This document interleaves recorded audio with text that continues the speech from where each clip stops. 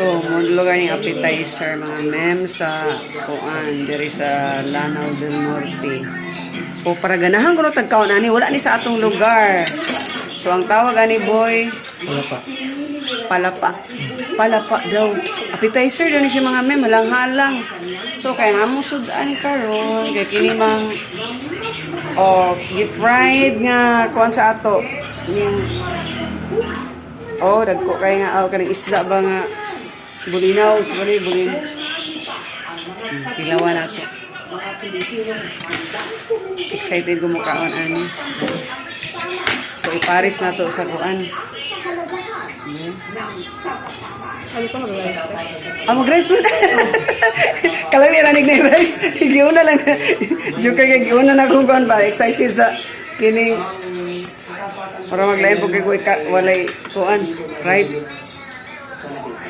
Ang kining isda nato sa atong lugar, atong parisan sa ato kay ginamos man ang ila kadili. Diyan sa pagidli oy.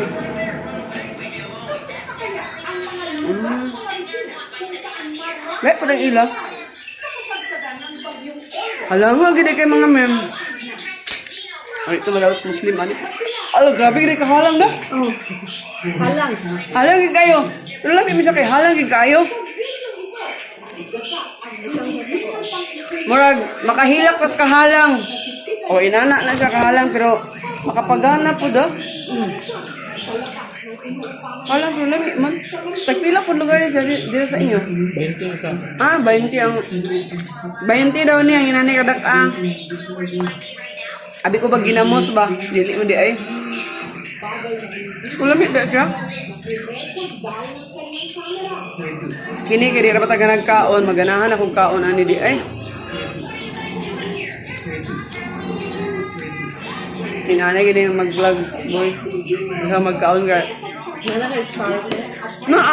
Napo ko subscriber nga tools niya. Dagan mo kog mga tools pod. Nakasweldo? Oo. Nakasweldo na ko niya. Karon na po ko sweldo pero pa na ko wala pag gihatag ni Boss M.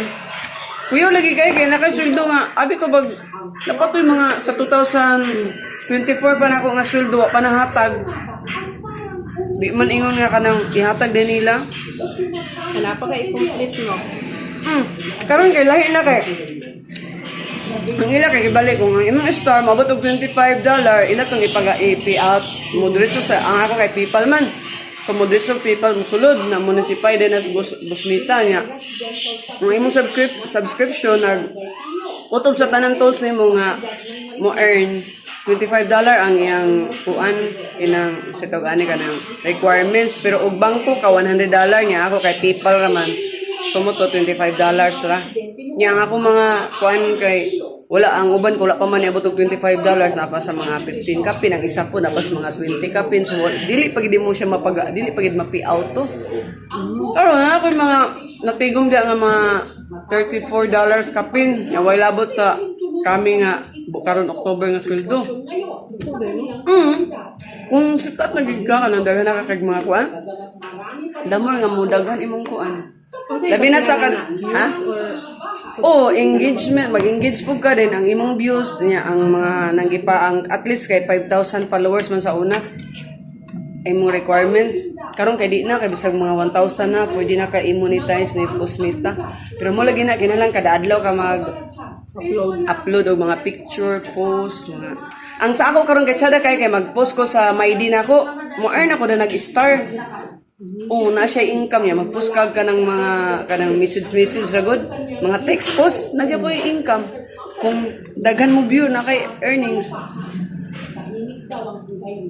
Kaya halos naman ga-vlog ka lang. Tungkol sa earnings. Kay mo income ang good. Nakoy classmate nga.